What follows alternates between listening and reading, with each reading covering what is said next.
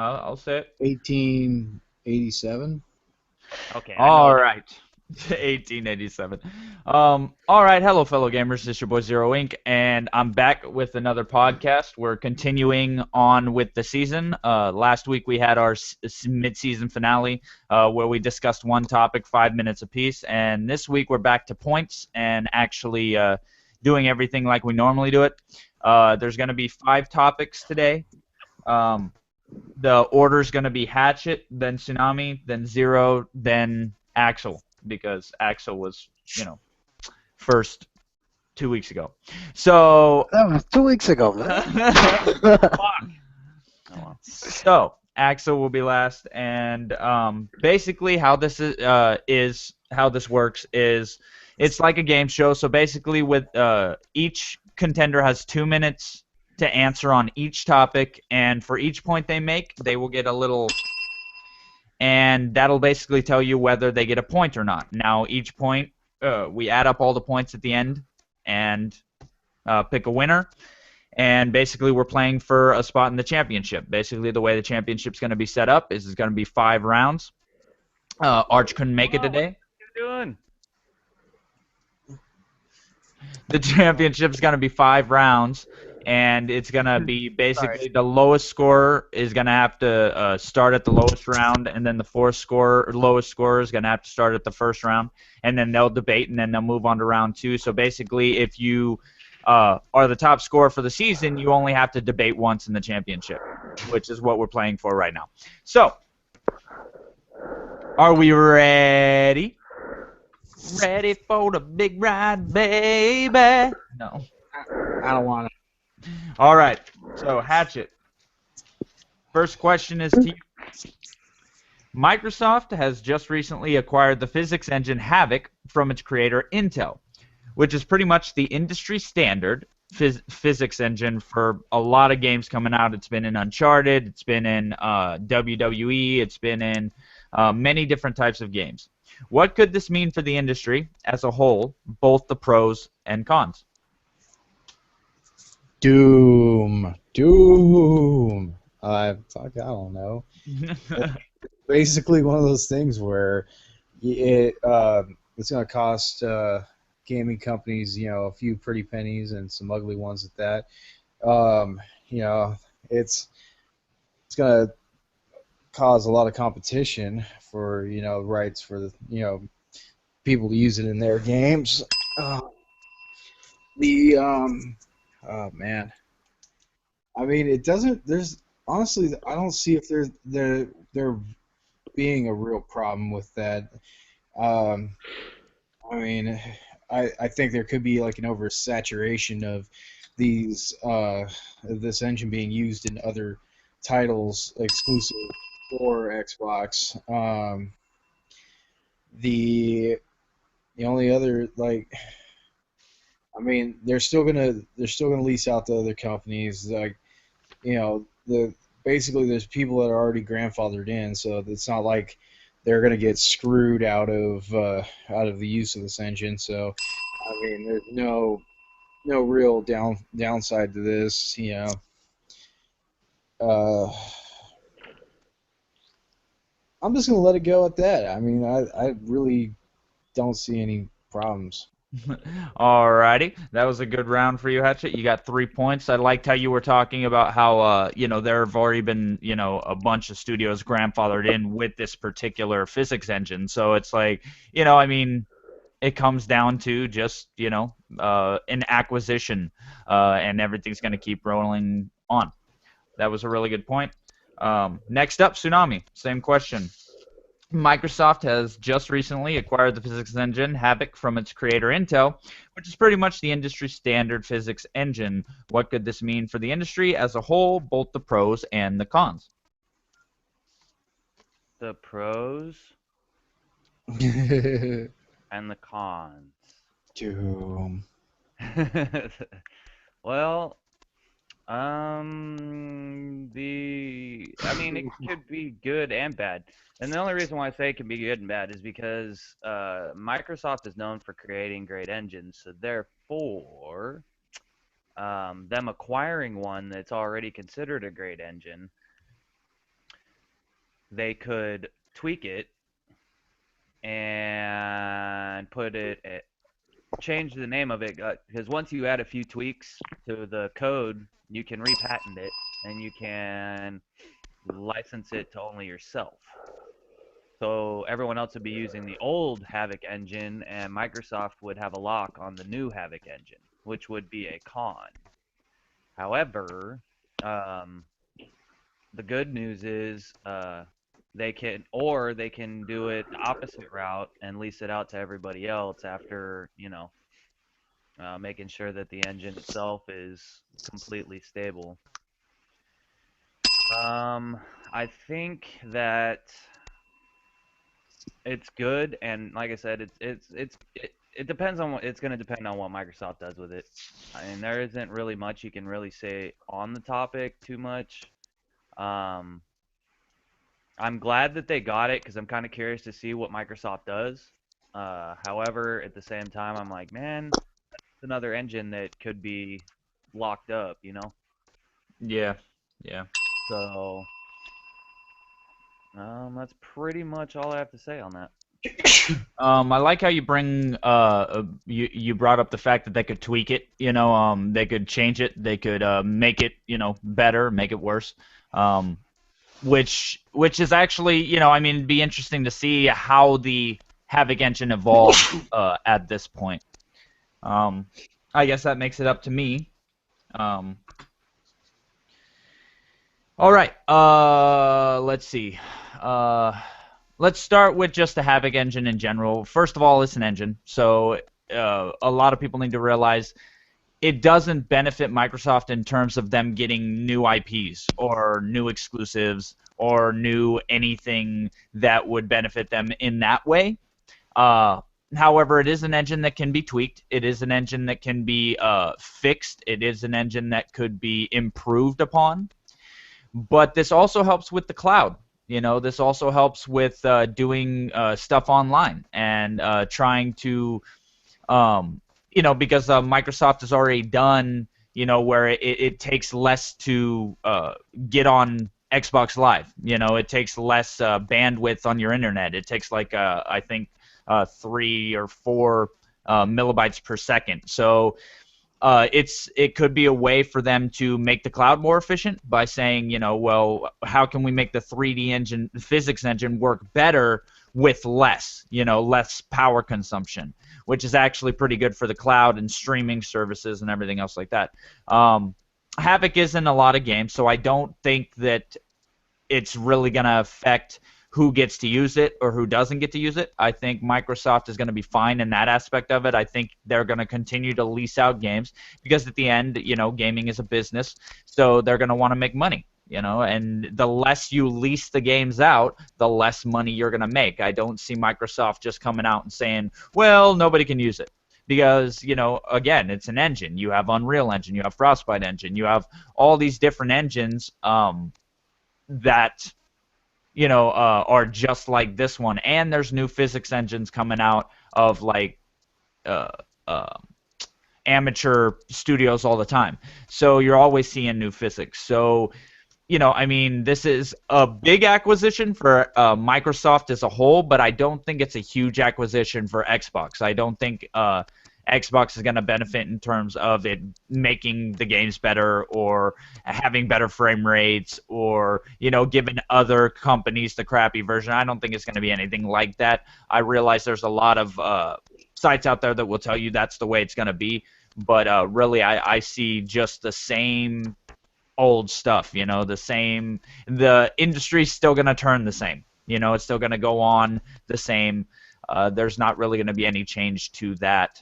And I think that's about it. That's all I've got on the subject for that. But it's definitely some news because no one expected it. It was kind of out of the blue, and it's another great acquisition, like Mojang was. The creators of Minecraft was for Microsoft. So they're doing well. They're doing well in terms of picking up new stuff.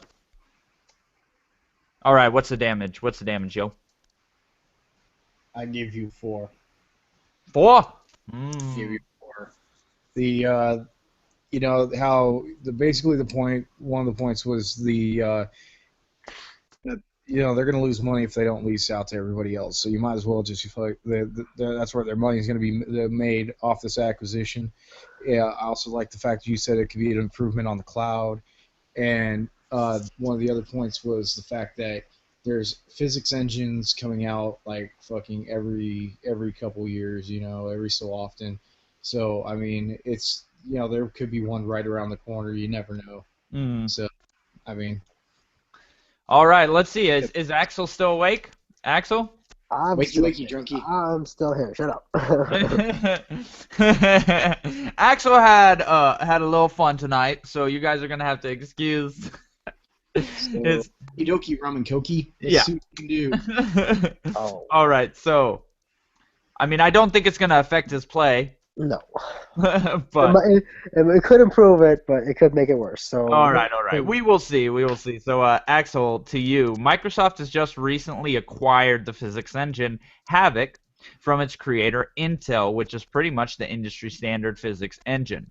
What could this mean for the industry as a whole? Both the pros and the cons. Okay. Well, look at it first. Havok it's an amazing technology supplier in the gaming industry. Okay. They've worked with a lot of different companies before, such as Activision, Ubisoft, Sony, Nintendo, EA, and Microsoft. Okay, they've also been responsible for creating games such as Dark Souls. Okay, that's a good one. Elder Scrolls, Call of Duty, Assassin's Creed, and Destiny.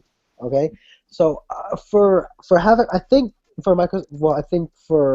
Microsoft and Havok's relationship, this could open a couple of new doors for Microsoft, maybe getting new games, as you and everyone else has said, tweaking the engine a bit, maybe getting a new IP for a new game and everything. The con that I do see coming towards Havok is that if they are with Microsoft, they're not going to do much business with just Microsoft alone. Okay, Microsoft is limited right now, especially with the games they have right now. I mean, I don't want to make it seem like it's bad, or I'm not trying to take any shots, but Microsoft is just, if they're all about Windows 10 right now and recycling the games that they've already put out. Whereas, Sony, sure, it's recycling some of the games, but you know what? It's also coming out with new IPs for different games. Dark Souls, Bloodborne, there was another one on my head, and just in my head, damn it, what was it? Knack? Drive Club? No, that was the Drive Club. Yeah, and I mean, if Havok it focuses work with Microsoft, then I could see it somewhat taking a hit of damage if it doesn't, remain somewhat neutral towards the other developers that it's previously worked with. Yeah, because they've also like Naughty Dog and everything else like that. So yeah, they've worked with a lot of different developers. So yeah, I mean, like even with like the new Call of Duty coming out, I mean, PlayStation has acquired. Sony has acquired. What's it? Damn it, I forgot the name. This is not good for me. Oh man, hey, hey, it's good for us. No, it's not. So I know. Okay. Look, from what I remember, what I remember at the moment is that Sony did acquire the new Call of Duty rights. Yeah, the rights for Call of Duty. Yeah. The rights for Call of Duty, and since Havok engine is their engine is the one that primarily produces the Call of Duty. I mean, they still have to partner and work with Sony while still aiding Microsoft. Yeah. I mean, eventually they're gonna hit a bump in the road where they see that, okay, leasing out to one company is not really the best move. Which I don't think it's gonna take them really long to realize that. Yeah. Yeah. And that's all I can say. Well, you got 3 points. You did well. I liked how you were talking about how it could be a con in terms of them. Well, not really a con, but more like where you were talking about them having to work with everybody that they've still already worked with. But, they have to remain neutral. Not only that, you have to realize that Havok is a business at the end of the day itself. So, it's funny because, I mean, and this was a point nobody actually hit on was that everyone goes, well, now Sony is paying MS, when paying Microsoft now that they've acquired Havok, so everything they're going to have to pay Microsoft to get the engine use and da da da. But Havok was already taking its cutout.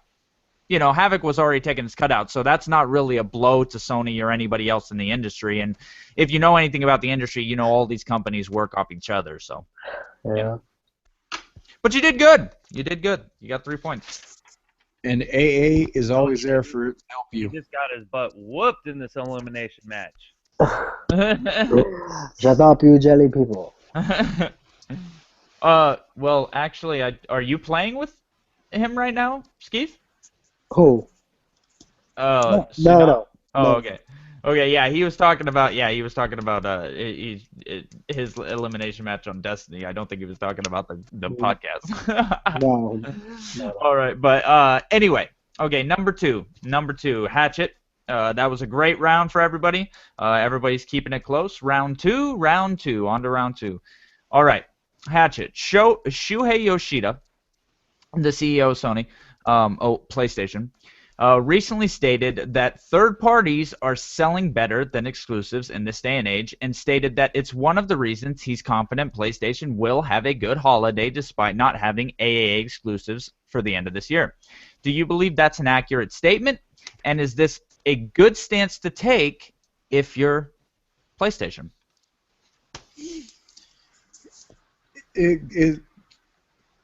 Oh boy, I don't even fucking know. I mean, I fucking brain, dude. Maybe I need a drink. It's one of those things where he's gonna. It's good to know that you're making money, not off your exclusives, but off of any other titles that you can get your hands on. And the fact that they push indie titles, the fact that they push what are the third party exclusives and all that stuff. I lost my thought. Hold on. It's echoing like Yeah, crazy. that's. I'm getting distracted. I don't like it. I'm muted, so it ain't coming from mine. Yep, and I'm. Try it now. Oh no, it's still echoing like crazy. I'll mute mine. Let me see. I doubt it's mine, but let me. Hello. I- Hello. Yeah, it was Skeeth. Damn you, Axel. I can't. It just says muted.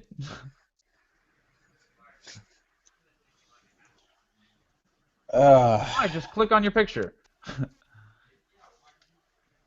All right. So, okay, what's the question again? And Okay, the question is, Shuhei Yoshida recently stated that third parties are selling better than exclusives in this day and age, and stated that it's one of the reasons he's confident PlayStation will have a good holiday despite not having AAA exclusives at the end of this year. Do you believe that's an accurate statement, and is this a good stance to take if you're PlayStation? all right. So, my whole thought is, okay, and this might be speculation, this might be the wrong information, but aren't there more third-party exclusives than there are freaking third-party games than there are exclusives? I mean, that would probably account for the fact that third parties are doing way better than the actual exclusives. Yeah, he could take that stance. He can take whatever stance he wants. Free country. Yeah.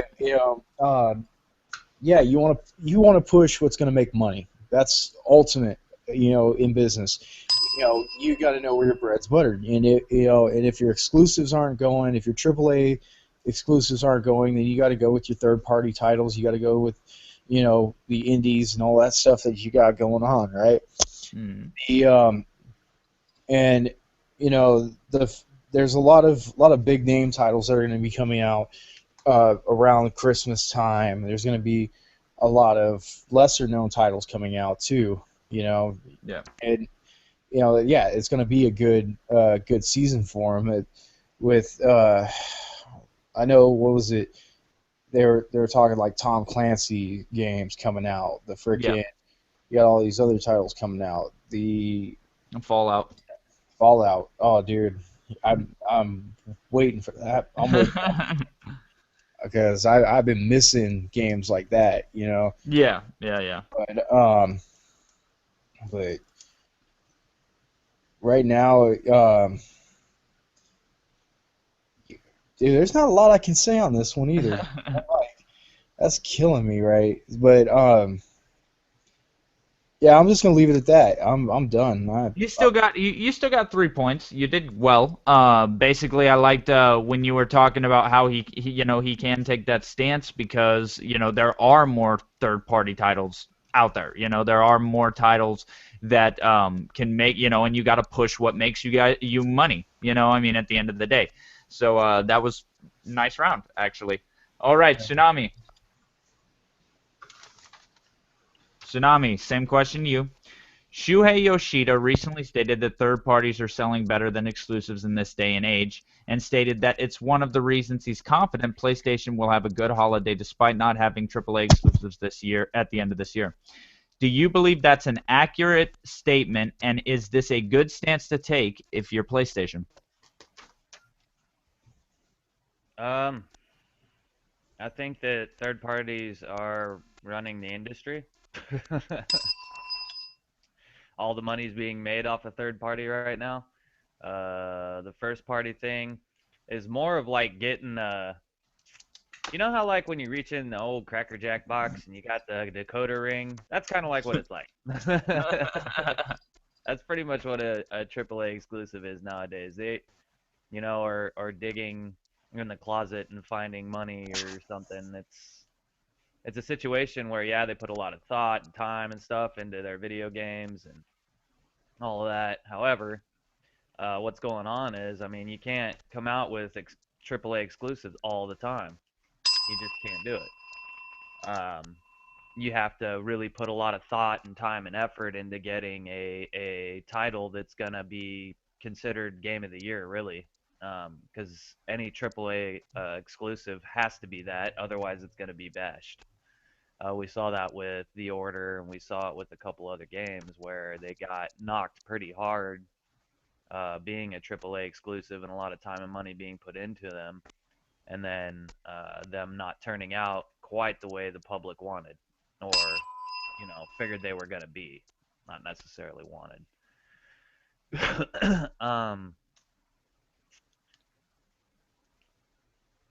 That's pretty much all I have on that topic. Like I said, there's a lot of third parties, and I don't really think he has to take too much of a stance because their indies are also doing really well.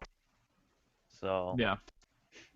yeah, I think it's going to be perfectly fine. Alrighty. Well, you got 3 points.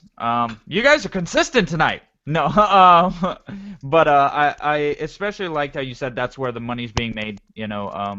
I like how you said that basically, you have to count on, less exclusives this day and age. Like before, yeah, I mean, when gaming was new, fresh, everything else like that, it was exclusives all the time because you were trying to find out what hit. Whereas in now, it's more of you want to create that big title that actually makes you money. You can't just jump into everything like it was in the past. That's a quick way to go out of business or lose a lot of money. So yeah, some good points in there. All right, I guess it's on to me. Let me take a drink because my throat is caught in right now. All right, so okay. On the one hand, yeah, okay. You need to realize, and a lot of people don't talk about this, but everyone goes, "Oh, well, the marketing deals. Sony's making marketing deals with all these third-party developers." The reason why they do that is they get a percentage of that marketing deal. They get a percentage of that game sold on their platform. So they're going to make a percentage of that game on their platform. So say they spend $50 million in the marketing deal with Call of Duty. Now, if they sell even 1 million copies at $60 a piece, they're going to make their money back and more on top of it. Okay, a lot of people don't want to talk about that, but third parties do make these platform holders money. Software makes these platforms money, these companies money, whether that be third party or first party, because third party has to pay a percentage to be on said platform. And of course, if you have the marketing deal, you actually are getting more than you normally would if you paid for that marketing deal. So it's all bonuses, stuff like that. On the other hand, Yoshida taking that stance, it does confuse some people, because what a lot of these channels will twist it and turn it and tell you that he's basically saying he has no exclusives this year, which isn't the case at all, because he has third-party exclusives this year. He has, Dragon Quest Heroes. He has Disgaea. He has, several things that are, they're not full-on exclusive because they are on PC, but they're console exclusive. So the console guys will get them on those platforms. You can mainly get JRPGs only on the Sony platform. So basically, it comes down to that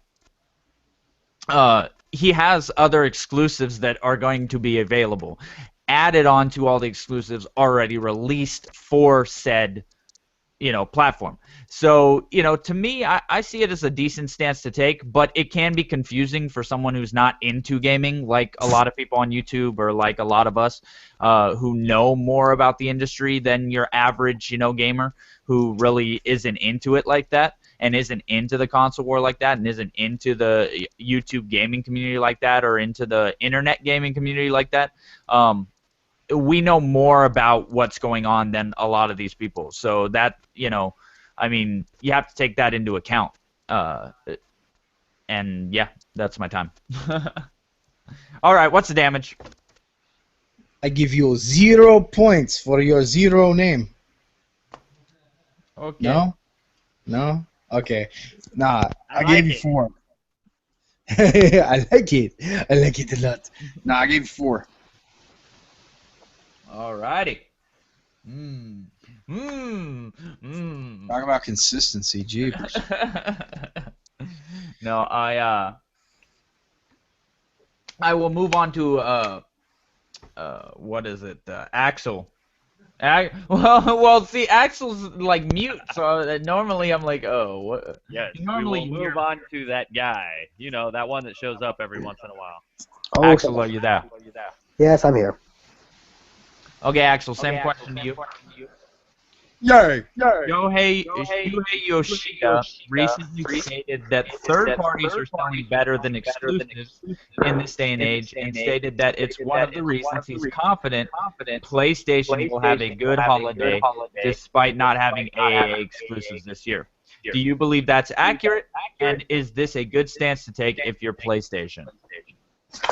I do believe his statement is accurate because, even though Sony hasn't had many PlayStation exclusives, the few that it has been pushing out, such as Bloodborne so far, and the DLC that's coming out in either November or December, and whatever they may have planned for launch for 2016 and on, it might come to surprise some of us. And and Until Dawn is a PlayStation exclusive, I believe, as well, right? Yeah. And it did really well for the game that it was. Okay, I believe he's accurate in this statement that he thinks that Sony will do better during the holiday season. What was the other half of the question? And do you think it's an okay stance to take for PlayStation? I don't see why it wouldn't be an okay stance to take for PlayStation. Is this like appealing to only PlayStation players, or is it also appealing to Xbox One players? Well, technically, he's basically saying that we don't have the AAA exclusive. So is it an okay stance for him to say, you know what, we're going to count on third party at the end of the year? Is basically what? I mean, the same. the thing is, right now, since the PS4 and the Xbox One started their launch, okay, I mean, PS4 has been in the lead for a while in sales, okay, so it's given PlayStation enough time to just bide their time to either make, PlayStation exclusive rather than just third-party exclusives, and it's given them enough time to just work on it and prepare, prep them and bring them to us back in the coming, in the coming year, in Yeah. 2016. The holiday season for PlayStation is more of like, it's more of the sales, especially with PlayStation coming out with the new slim, smaller model of the PlayStation 4 that has the 1 terabyte hard drive. Okay, this holiday season is a way for people to get, for players or gamers who don't already have a PlayStation 4 to get involved, to get into it, and be prepared for the upcoming games of 2016. Time. Yeah. All right. Well, you got 3 points. You took a little bit to get going on that, but I like how you talked about how it gives them the ability to prepare for later, because of how well they're doing, which is not a luxury they had last gen. No, not at all. They had to pump out really good exclusives to keep pace, and even they had trouble doing that. So good point. Very good round. Dang, that echo, man. That echo, Ski. I get it. He's trying to psych us out with the echo.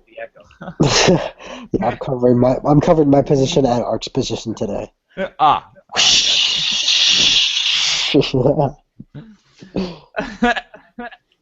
You are so drunk. Got a little bit of fun out there today. I'm not drunk. I just, with family gatherings, you're expected to drink a lot. So.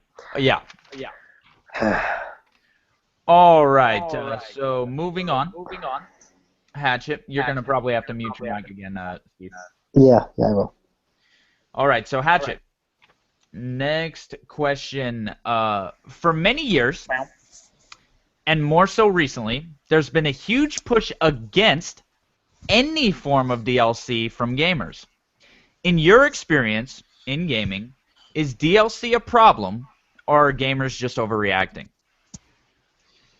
Well, I can kind of see the viewpoint on why the DLC is a bad thing. I mean, when with Destiny, the way Destiny came out, there was nothing to the plot, nothing to the storyline, and they shortened the game up by like 2/3 of the game was locked away to where nobody can get to it, and everything's locked in disc, and then all of a sudden you got to shell out freaking over $100 some odd to get all the DLC content and all that nonsense to freaking on something you should have had in the first fucking run. You kind of get offended.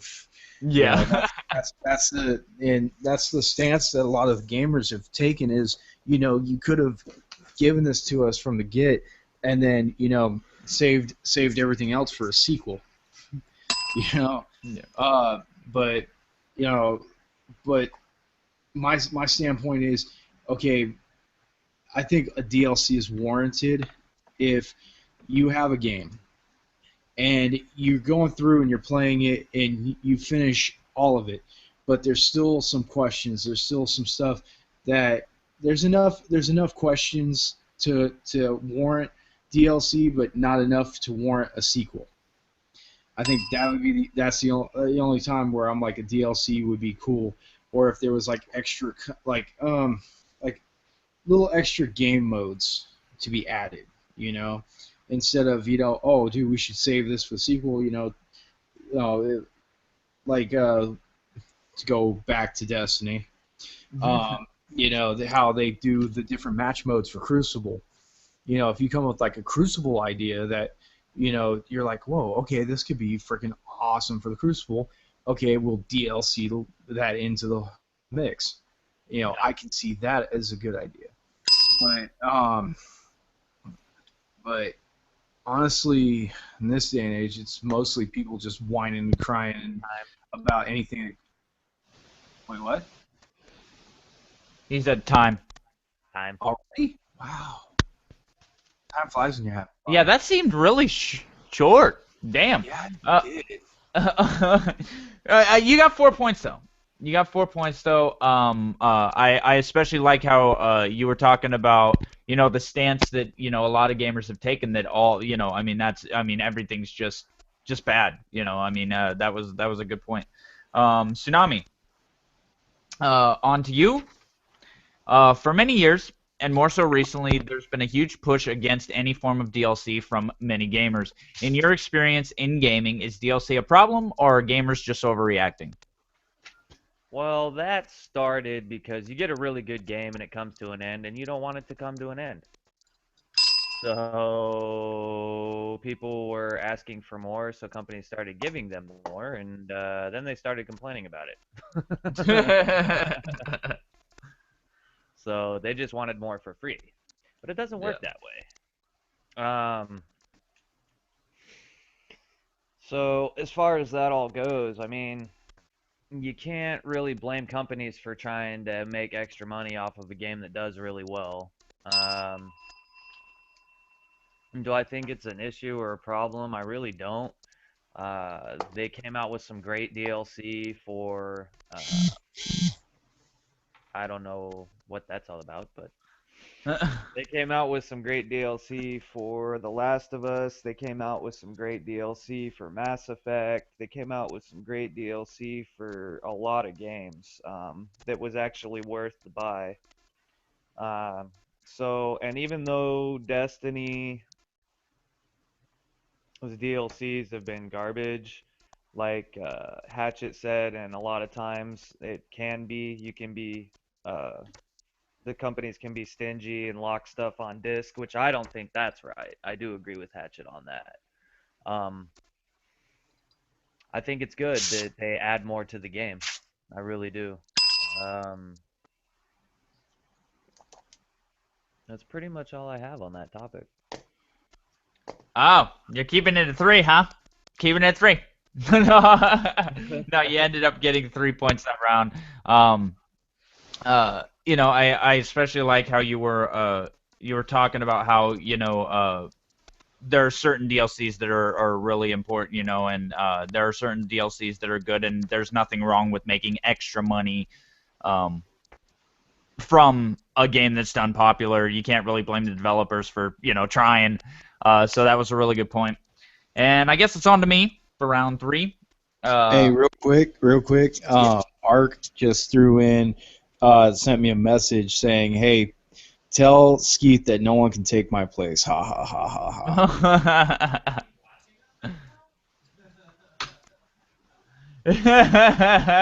He just didn't want. He didn't want to. Creeper. He didn't want to Watching compete us right now. He didn't want to compete. He didn't want to compete today. All right. Maybe he's watching it on his phone. All right. So to me, let's see. Okay. There are a lot of different sides to the DLC question. But a lot of people don't realize that a lot of the DLC these days, because games take so long to develop, are developed alongside of the game.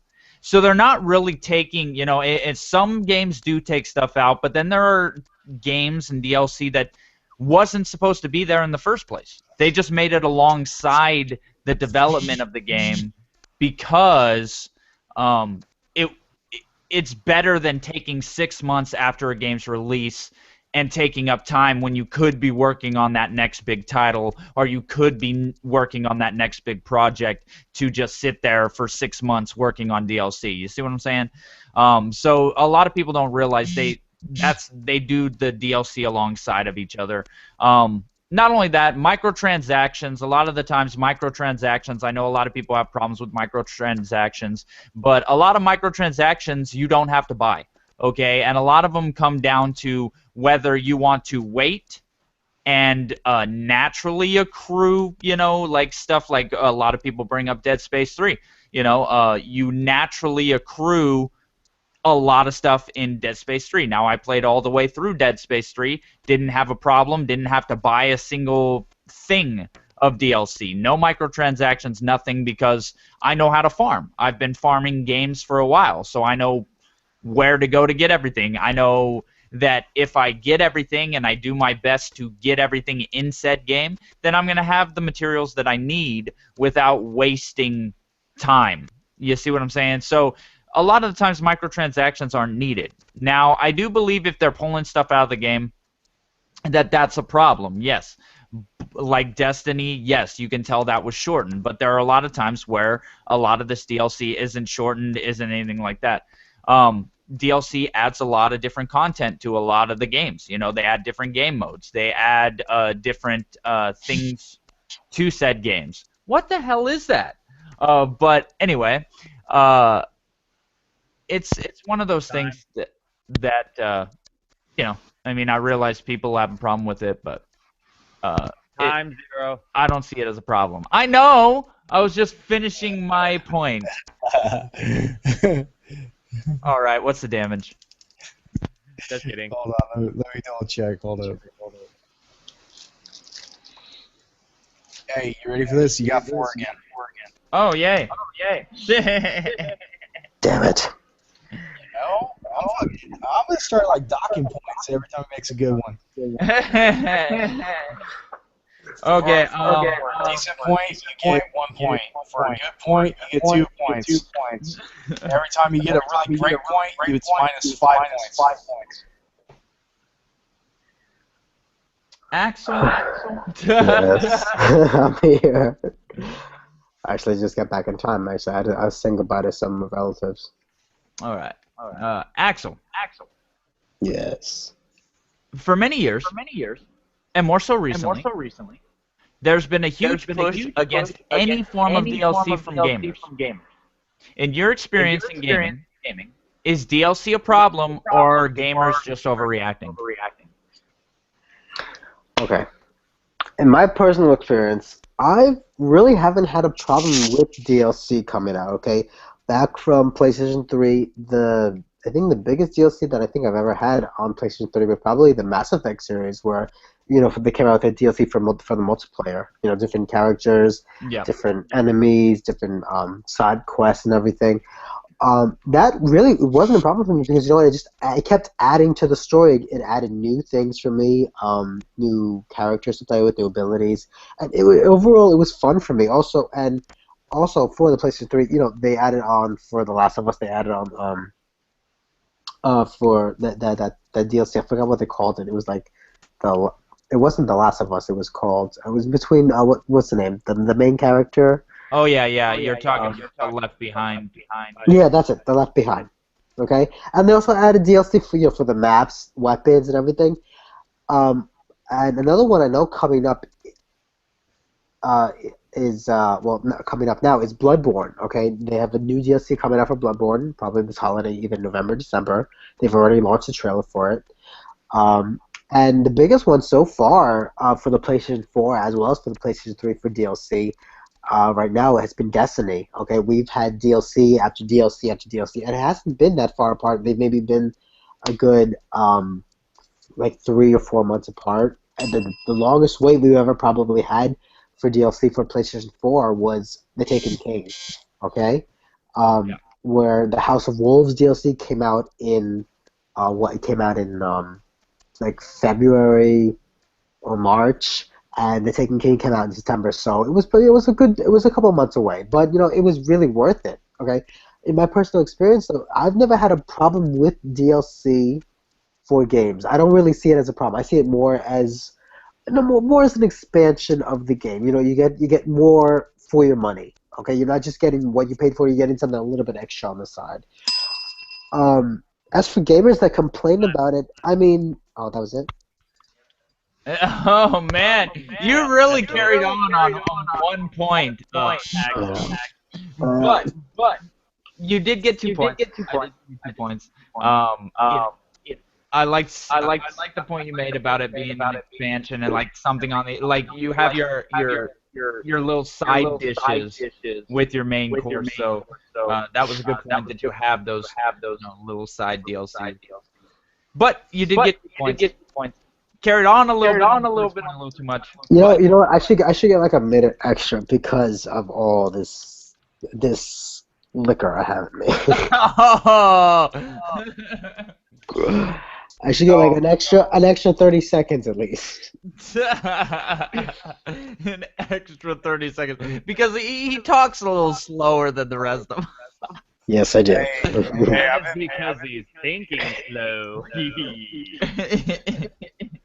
I've been messaging back and forth with Art, and he says, "Hey, thanks for Tsunami there for yelling time." What?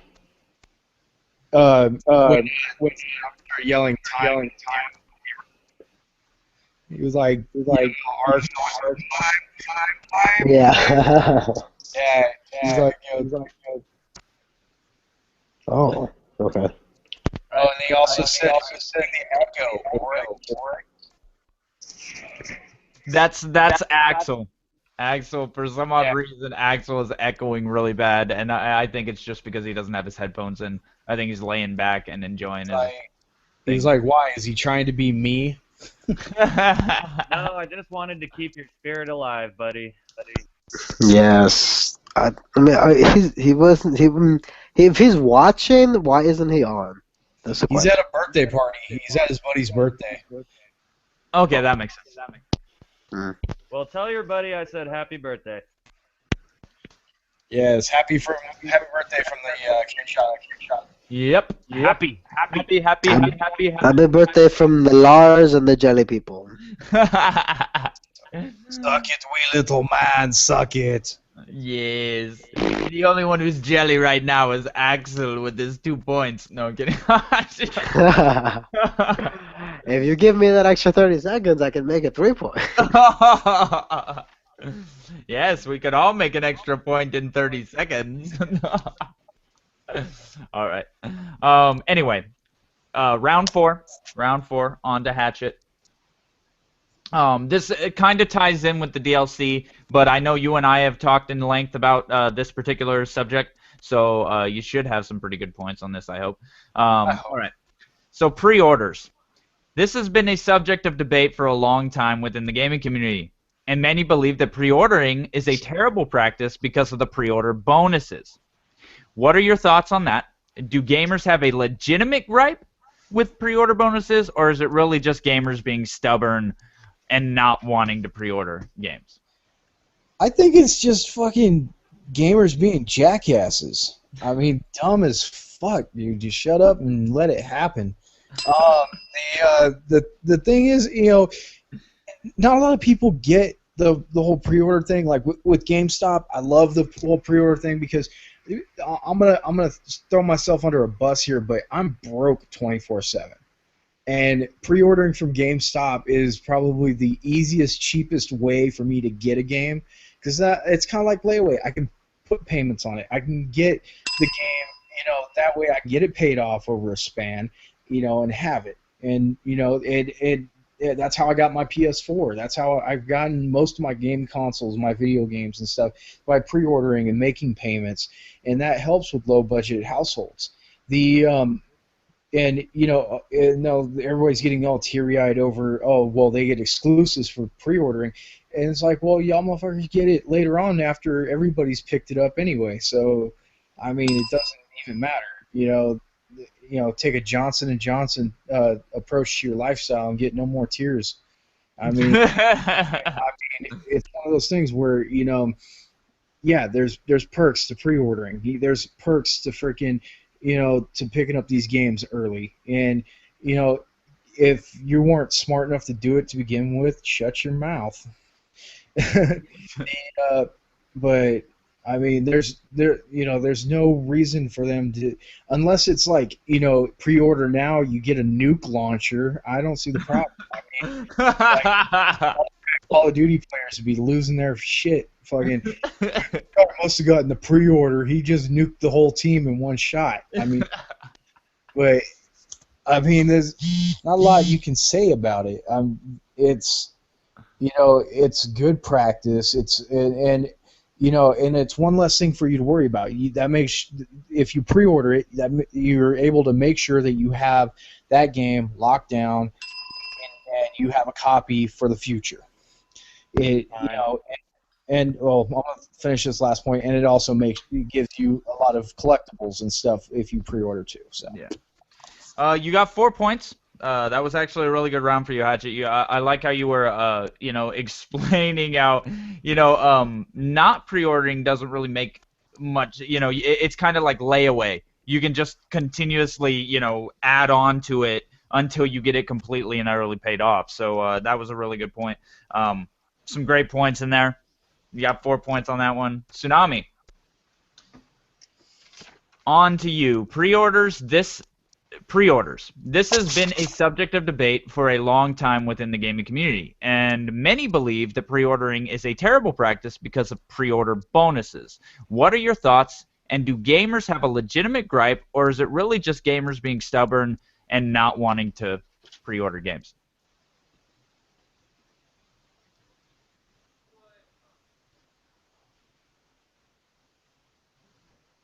Tsunami? Tsunami's here. Sorry. He's talking with the mic muted.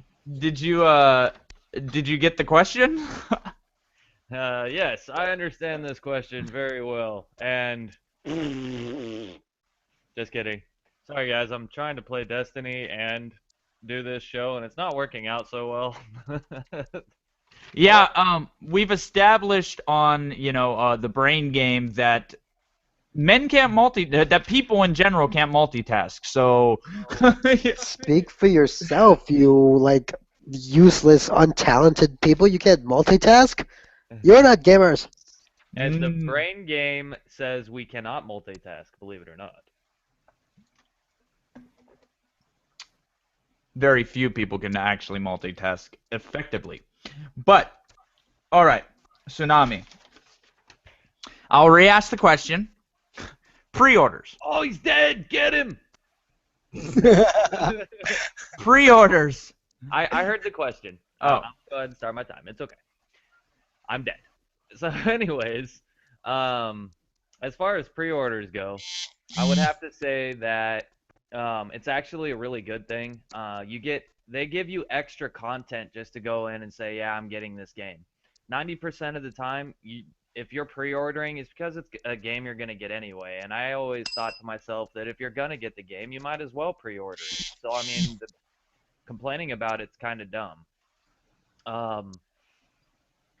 Why pre-orders have been such an issue and why people are angry about it, I've been confused about. Because like I said, it's just a situation where they're going to be playing it. So, I mean, you've got gamers that play Call of Duty and things like that. If you get extra bonuses for extra weapons or extra weapon unlocks like in Destiny, I mean, come on. Yeah. That's like basically shooting yourself in the foot by complaining about it. You're getting extra content just to go in and say you're getting the game. I think that people just feel that it's unfair to them. They have to pre-order to get those bonuses. They should just get the bonuses for buying the game. I think that's a lot to do with the reason. But as far as it goes, my stance is I pre-order pretty much everything myself. And I do it because I like to know that I already have the game on lock, and that if I have the money then, I may not have the money when the game gets released. So the fact that I can put the money into the game before it's released and know that I'm going to get it, that's fine by me. And that's pretty much all I have to say. All right. Well, you and Hatchet are in a dog fight right now. You got 4 points. I like how you were saying, most of the time when you pre-order, it's a game you're going to get anyway, which is the point I was going to make, so I'm kind of upset that you made it. No. But anyway, I mean, it's one of those things that a lot of people, they want to complain about it, but, I mean, you're mainly going to pre-order only games that you want to pre-order anyway. All right, so good round for you, Tsunami. And we are moving on to me. All right, my thoughts on pre-orders and are gamers just being stubborn. Let's see. I think gamers are just being stubborn when it comes to pre-orders. I believe that when it comes to pre-orders, there's a lot of benefits to it. One, sometimes you just lose track of a game that's coming out. If you put $5 down on a game, they're going to call you and let you know that that game's out. You know, like that your order's in, it's time to pick it up, etc. So you don't forget about it and forget to go purchase it, and then get on the internet or whatever, and see all your friends playing it and go, oh crap, and then have to run back out. So pre-order works to benefit you in knowing exactly when games are released. It benefits you in getting extra content, whether that be skins, whether that be something special. Or not. I think one of the big things that brought up pre-orders recently was the tier system that they set up at Square Enix for Deus Ex. That if you got this number of pre-order bonuses, you get this bonus. If you get this number of pre-order bonuses, you get this bonus. If there was even one that tier 5 was if there was enough pre-orders, they were going to release the game 5 days early for gamers. And I don't see the problem with like a game releasing 5 days early. Like I'd be like, you know what? We first of all, gamers all banded together to get the game. Secondly, everyone who got in the tiers, it gets all those pre-order bonuses and gets the game early. They're still trying to figure out how to use pre-orders in the best way. I think in terms of what they can get away with, what they can't get away with. And it's just for like the tier systems. I know a lot of people are opposed to that. I know a lot of people are opposed to them pulling out game modes. Like I do believe that when you pull out a game mode for a bonus, like the Shadows of Mordor, I thought that was some bullcrap, and you have a legitimate gripe there. Okay, when they're pulling out stuff from the game to give it as a pre-order bonus, and then the rest of the people are going to lose the game mode if they don't pre-order. I do believe you should still pre-order though. If you have the money to. It's $5. Go and do it. All right. What's the damage? Are you ready? Yes. Can you guess what you got? 10? No. No. 4? 4. Motherfucker. Oh, and Ark says, Axel, you're drunk. Anyone with a mind can tell he's a little tipsy. I was a bit out of it. I'm coming out of it right now thanks to my water. Says Do you have speech? No, I'm good. Do you have some bread too? No, I'm never know. All right. On to Axel. Pre-orders. This has been a subject of debate for a long time within the gaming community. And many believe that pre-ordering is a terrible practice because of pre-order bonuses. What are your thoughts? And do gamers have a legitimate gripe? Or is it really just gamers being stubborn against buying pre-orders? Okay. Well, as for me, pre-order, the way of pre-ordering or pre-ordering has been around for a long time. Okay, it's a way to provide the gamers like a head start. Okay, to either to start saving money for the game, for those who need to start saving money, and it's also a way to inform those who already have the money to let them know that you can start reserving it now for for the game. Or also to get the exclusive whatever packages that come with it, either weapons, armor, maps, story, mission, etc. And secondly, pre-ordering, it's not just a way for people to just get ahead of other gamers. Okay, pre-ordering, it's also a way for letting developers know how many people on gamers are interested in buying their game. Okay, that's what the main focus was before. Is how many copies well, basically, yeah, copies to give out to make for distributors, for GameStop. Okay. For my third point, I mean, I don't really think, like most gamers, I mean, those who are stubborn or who are against pre-ordering, it's not that big of a deal, and it's really nothing to make a fuss about. Okay, you can pre-order, and you can choose to pre-order if you want to. You can choose not to pre-order if you don't want to. There's no one forcing you to make this decision. Yes, those who do pre-order might get some extra content, some exclusive stuff, but that's only because they're giving you the opportunity to. I mean, even let's say that the game is coming out December 15th and they start accepting pre-orders from September 20th. Okay, that gives you at least for a good like 3.5 months to save up money and put like a little bit of. You don't have to put it all down at once. It's not the game companies, the game developers are not telling you you have to put it all down at once to receive your exclusive in-game content. Okay, they're giving you enough time to even put $10, $5 down at a time. Yes, with the new gen consoles, it's become a little bit more of an expensive time. Okay, let me finish this point.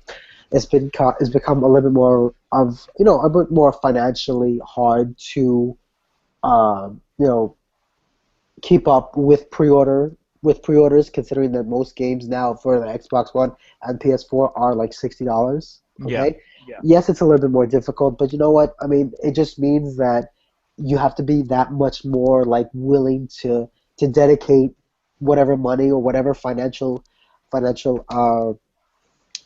aid that you can to just put a little bit at a time to this game. Yeah. Whatever game Yeah, you want. yeah. I like how you brought up the fact that it's a way of developers to know who's interested in said game. I mean, because a lot of people never hit on that. Like, I mean, a lot of these Well, no, developers really want to know. that's how it was in the beginning. Back in the days of like Nintendo 64 and Sony when it first started out, Microsoft wasn't involved in this. As for Sega and Super Nintendo, it was a way for them to know just like how many people are interested in their product, are interested in their gaming console. Demand, yeah, supply and like how much of a demand there is out there. That's one of the most important things, and it comes right down to it. No one is forcing you to pay these pre-orders. Nobody is. Like, I mean, at the end of the day, you have the choice to put down $5 or not, because it's only $5. Like, I mean, I Yeah. can understand if it was like 60 and they were expecting you to put down all that money, but Well, no, the thing is, I mean, I don't want gamers, and I hope gamers are not seeing it as like, the pre-order thing as a way, like, for game developers to like pressure you into buying something. They're not pressuring you at all because even even if some people pre-order the game early and get this exclusive deal, armor mission or whatever they get in the beginning for pre-ordering it, the developer, they're still going to release it later on for people who already have the game for free. I yeah, mean, it's not like you're losing any money. It's not like you're spending any more money than you already are. yeah, Okay? exactly. It's just a longer waiting period. Yep. All right. Well, some good points there. You got 4 points, Axel. Good round. Yeah, yeah. Boo! And those boos are brought to you by the Lar of the Kick Show. All right. This is the time when we open it up for questions. If anybody has a question, I don't even know if there's anybody still watching, but I mean, if anybody has a question, they can ask it, and we will answer it. If not, we have a backup question that we will hit on. Looks like Axel passed out. Did he really? Oh, he left. I don't know what happened. Whee! Ooh.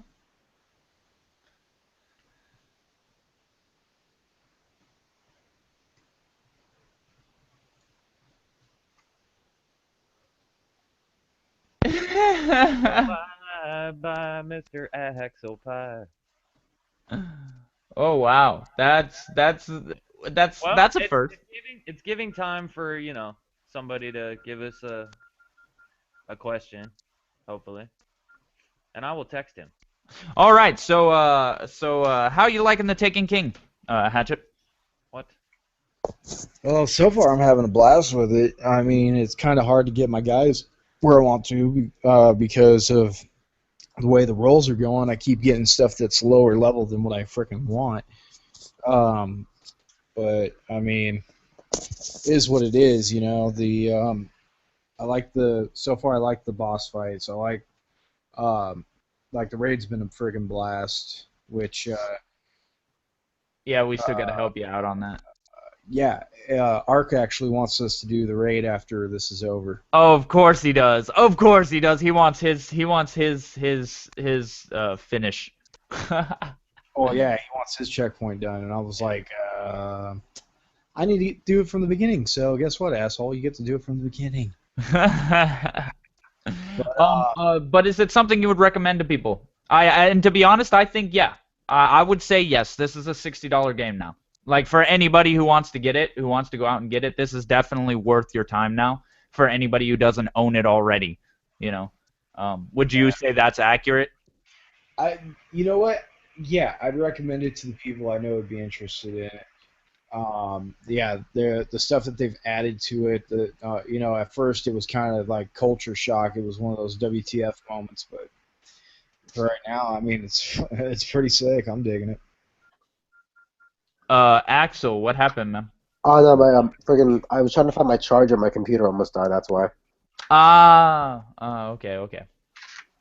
Okay, so we got round 5. We got to do round 5. Let's see. What is there any questions at all? If there's not, we will do the question and we will have to move on from this and do the raid and do some gaming. Well, Axel ain't gonna be able to do the raid tonight. I can tell you that. No, actually, maybe I could do it tomorrow night with you guys because that's when I'll be back home. Actually. Yeah. Well, no, I. No, you have to do the raid now. You know what? I carried you people through the raid, so you can at least lose weight. Excuse me. No. You started to carry us, and then when we got it, we did fine. But there's a point of admittance there that I did carry you guys. Well, because we had to learn the raid. Uh-huh. You had already gone through it. You know what? Do not insult me, Jellyman. Jellyman. All right. Did we get Well, a question? I can't see it. Did we? I can check. Let me What do see. you mean we did?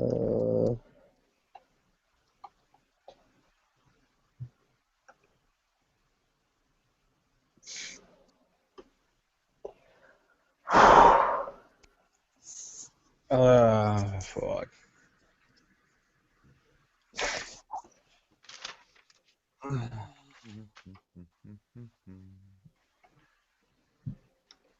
And Mad Max. Yes, I recommend Mad Max to all our subscribers and stuff. Mad Max is actually a great game overall.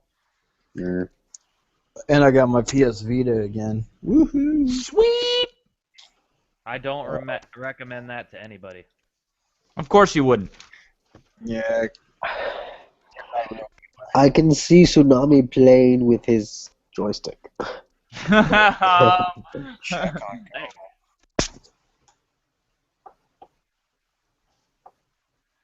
But did we get any questions? I don't think so. Like I said, I can't see it. I can't, for some odd reason, I can't see it. We have a questions and answers tab. Maybe I should have stated that. We have a questions and answers tab for anyone who wants to ask questions throughout the podcast. If we get to them, we'll answer them. Round 5 is normally sanctioned off for anybody who has a question. All right, so. Axel is obviously too drunk to work his computer. What do you mean? What? I'm right here. What the hell are you talking about? All right, gamers. I will do the bonus question then, because it doesn't look like. I guess Ark sent one to freaking Google Plus or whatever. Did he? Yeah, it says just look there and tell them to.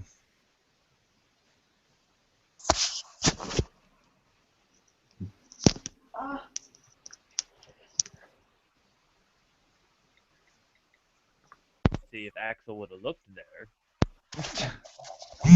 If you put down the controller and actually are helpful and useful.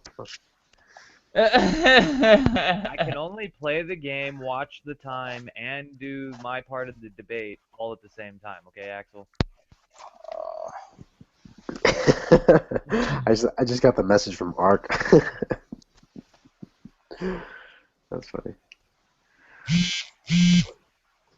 Many of you may not know, Ark is a jealous person who follows in Skeeth's footsteps.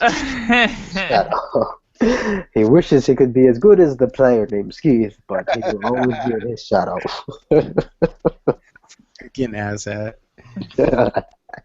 My question is, why is Axel so jelly of me? Ha ha ha ha ha. Okay. Real question. And the next one, real question. Do you think pre-order bonuses add more fuel to the console flame?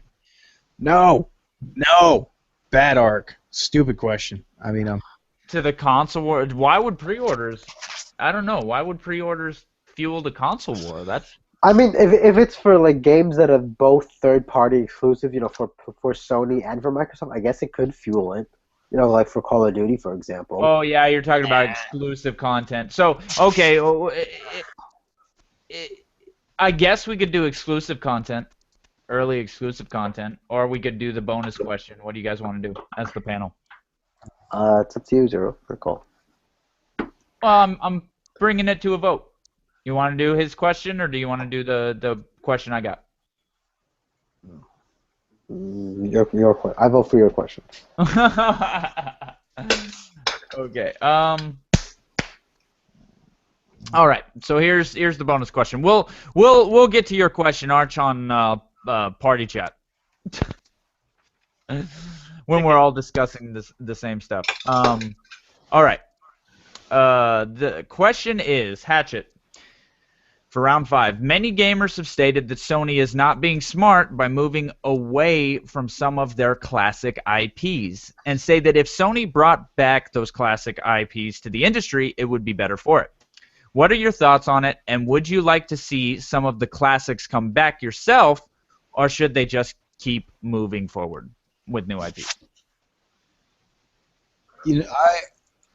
With everything, it's good in moderation. Is one of the things I've always believed in. I mean, as much as I love classic freaking games and stuff like that, yeah, and I'd love to see a bunch of them come back. I want to see them come back slowly. Like a smattering. Just every so often throw out a classic. Get the young folks in on it, and just kind of bring people up to speed. You don't want to get to the point where the whole market is nothing but reboots and freaking, or just like a port, where it's, you end up with like a situation where like Xbox, where the whole lineup is freaking, it's like reliving the freaking, the late 90s, oh, it's Halo, oh, it's, Yeah.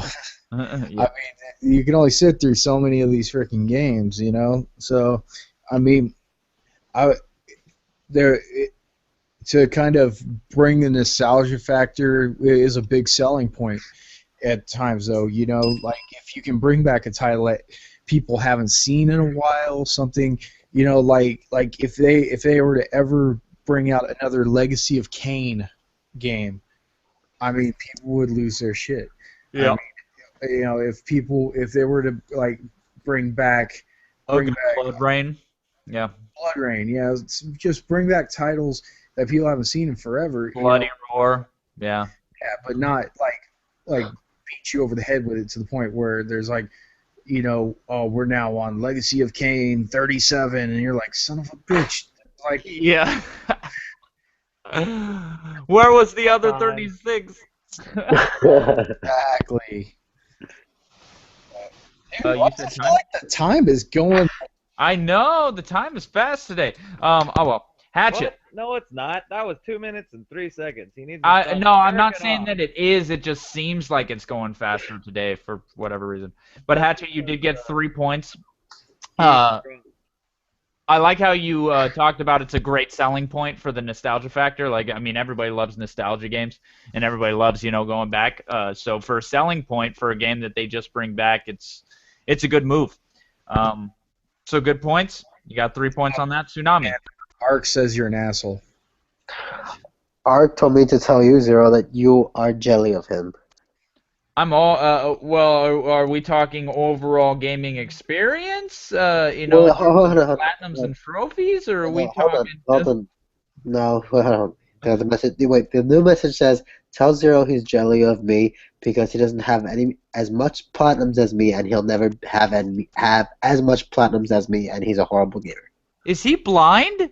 Like, I mean, is he blind? Like, I mean, you can see just by going to our friends list. He's on Zero, my friends list. zero, Everyone's hooked into me. He's zero, on my friends list. zero cheated to get all his platinums. Now you're just bullshitting right there, man. I ain't never cheated for none of my platinums, dog. Yes. Uh-huh. I take pride in my platinums, damn it. It's one of the few things I've we, worked. all, we all know Tsunami got your platinums for you. Oh yeah, yeah, that's it. That is actually true. I did have to help him with quite a few of his. Ark says it's because I'm better than him at games and trophies. Oh, now he's just talking some shit. We'll discuss this on party chat later. No, okay. All right. Tsunami, on to you.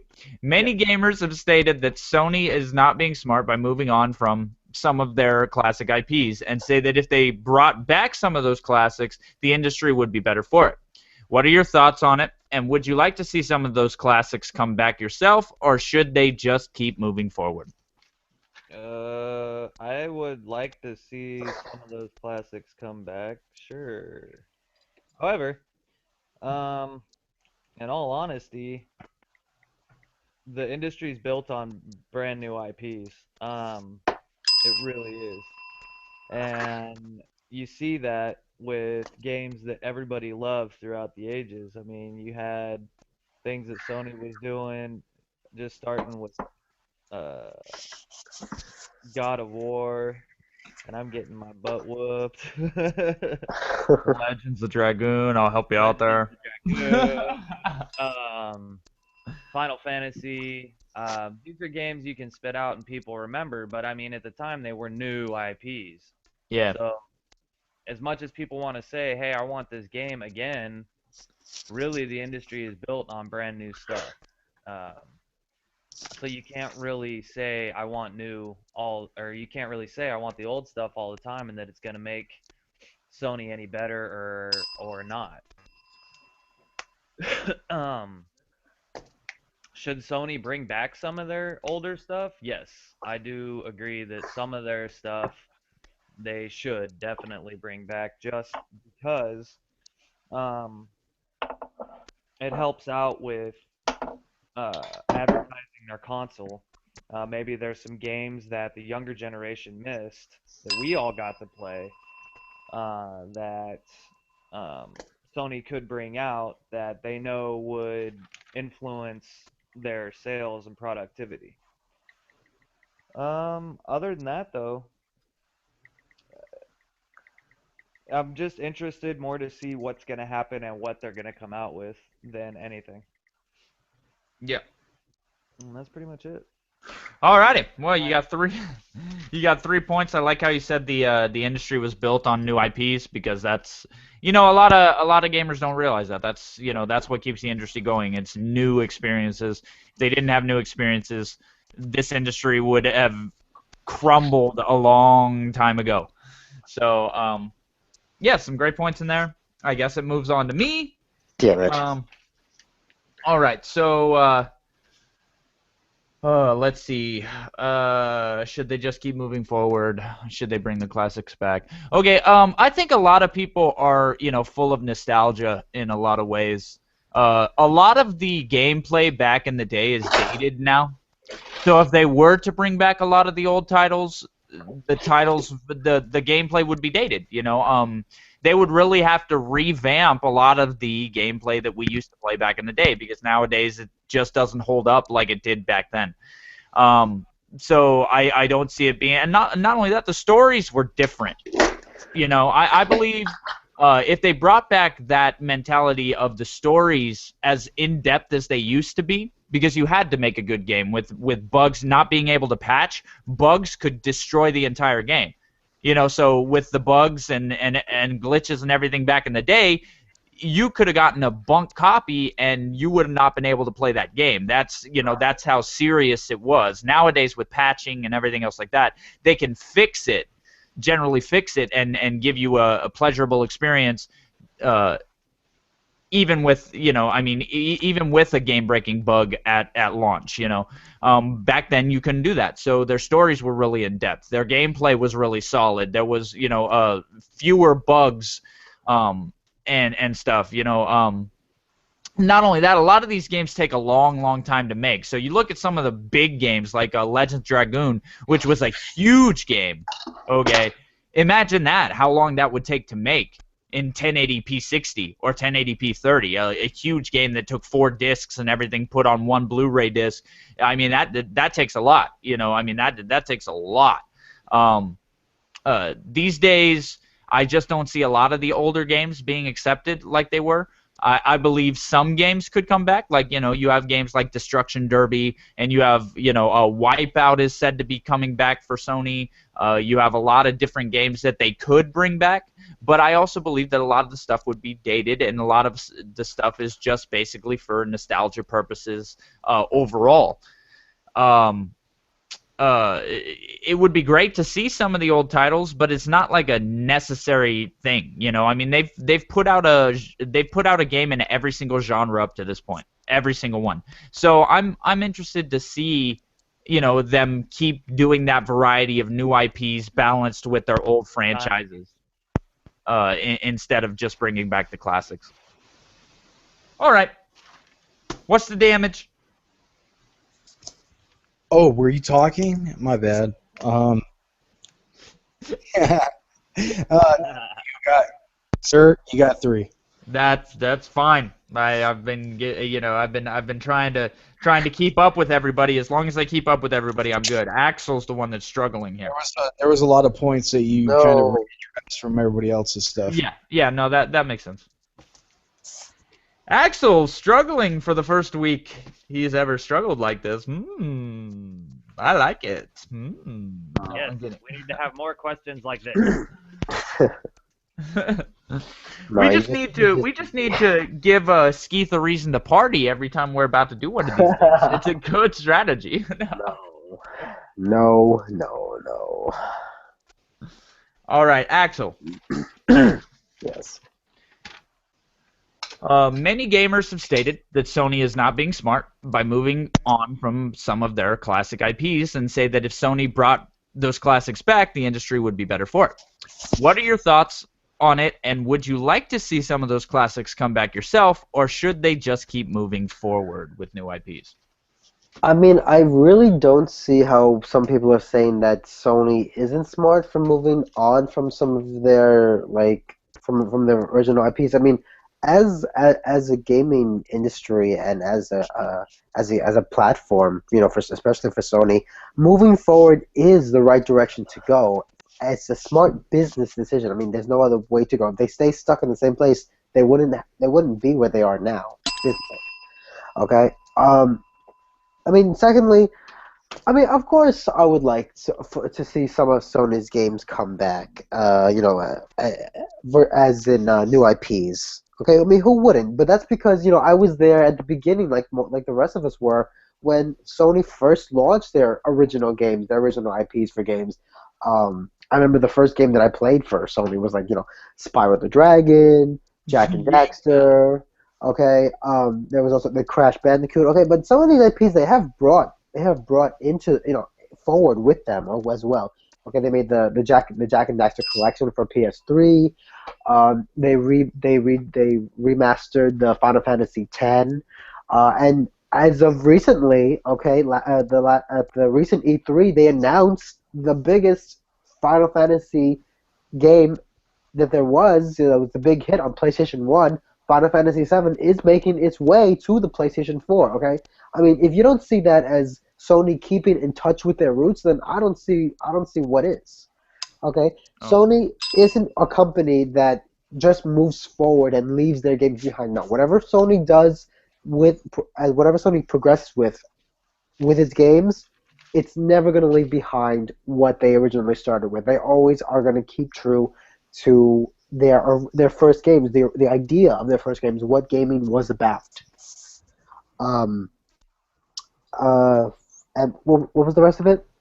What's the question? The question. Okay, I just said, would you like to see some of the classics come back, and should they just keep moving forward?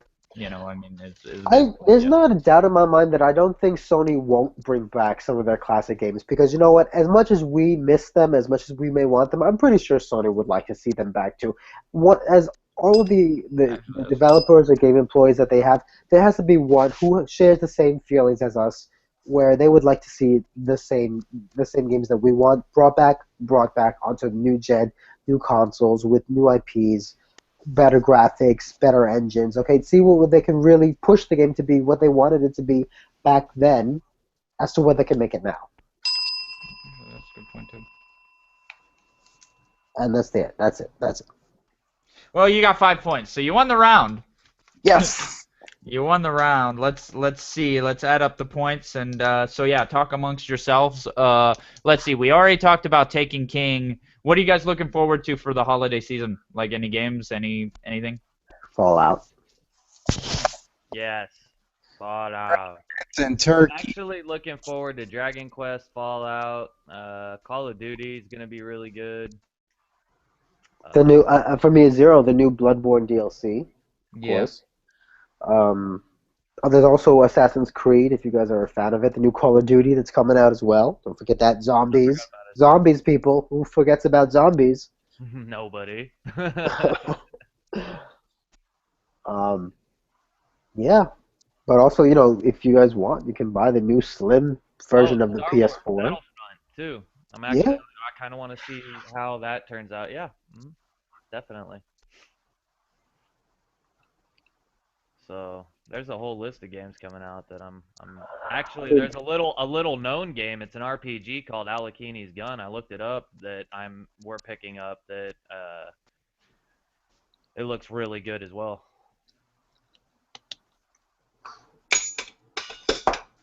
Because it is really hard to find good RPGs. So. Well, you mean also, like for the holiday season, there are limited games coming out.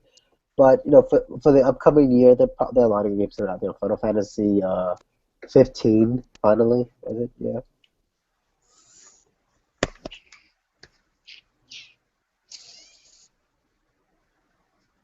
Zero, are you alive? Yeah, I'm doing math. I'm doing math. This could take a while. Do you have your shoes on? This could. I'm kind of angry that they pushed back Rainbow Six. Yeah, I'm a little bit disappointed in that. But, No.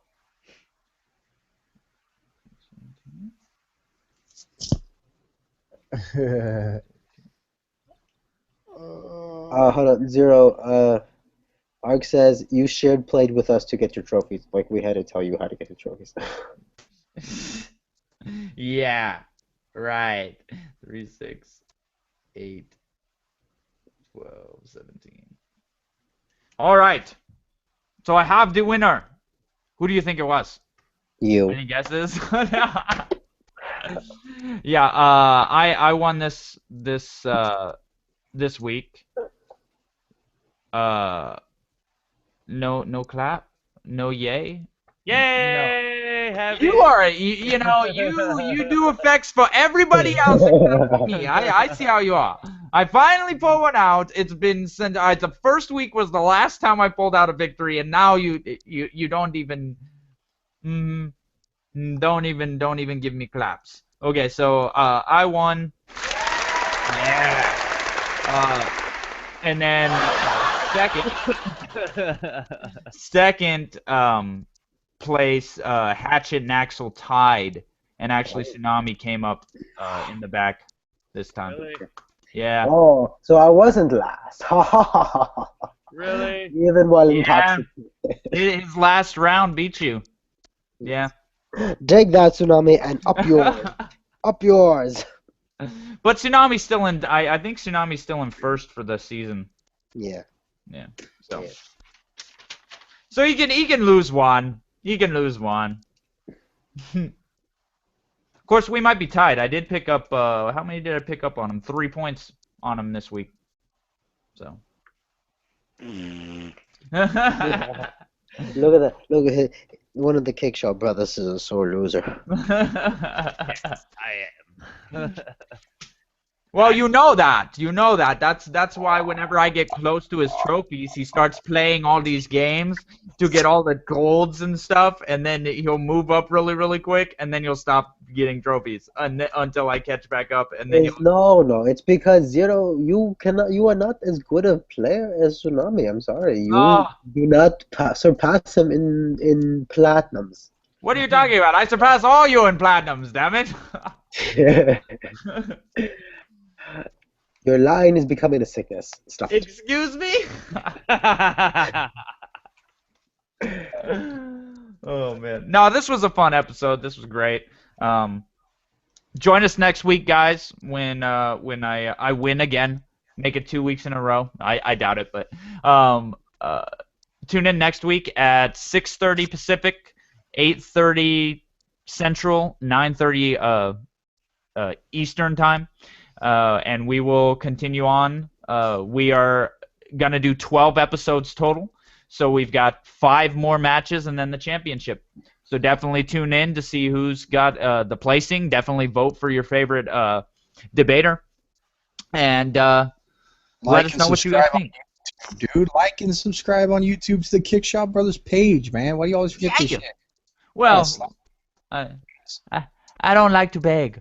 No, I'm just playing. Like it, don't forget to like and subscribe. If you like liars and jelly people, subscribe to them. Oh, it's not begging. You gotta be firm with them. You gotta be like, you better do that shit now, motherfuckers. You better like this shit. Like it. Alrighty, guys. We will see you next week. Peace.